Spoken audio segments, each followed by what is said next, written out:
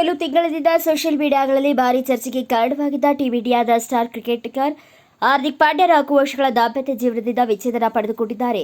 Natasha ಸ್ಟಾಂಕೋವಿಕ್ ಹಾಗೂ ಹಾರ್ದಿಕ್ ಪಾಂಡ್ಯ ದಂಪತಿ ಬೇರ್ಪಟ್ಟಿದ್ದಾರೆ.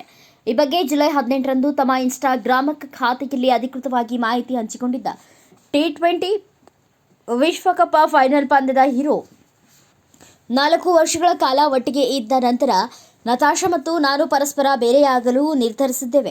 ನಾವು ಒಟ್ಟಿಗೆ ಇರಲು ನಮ್ಮ ಕೈಲಾದಷ್ಟು ಪ್ರಯತ್ನಿಸಿದ್ದೇವೆ, ಆದರೆ ಅದು ಕೈಗೂಡದಿಲ್ಲ.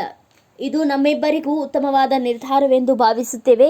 ಇದು ನಮ್ಮ ನಡುವಿನ ಕಠಿಣ ನಿರ್ಧಾರವಾಗಿತ್ತು ಎಂದು ತಿಳಿಸಿದ್ದಾರೆ. ನಮ್ಮ ದಾಂಪತ್ಯ ಜೀವನದಲ್ಲಿ ಮಗ ಅಗಸ್ತ್ಯ ಹುಟ್ಟಿದ್ದಾರೆ. ಆತ ನಮ್ಮಿಬ್ಬರ ಜೀವನದ ಕೇಂದ್ರ ಬಿಂದುವಾಗಿಯೇ ಮುಂದುವರಿಯಲಿದ್ದಾನೆ.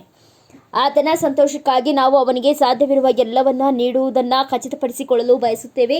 ನಾವಿಬ್ಬರೂ ಕೂಡ ಸಹ ಪೋಷಕರಾಗಿ ಮುಂದುವರಿಯಲಿದ್ದೇವೆ ಎಂದು ಹಾರ್ದಿಕ್ ಪಾಂಡ್ಯ ತಮ್ಮ ಹೇಳಿಕೆಯಲ್ಲಿ ತಿಳಿಸಿದ್ದಾರೆ.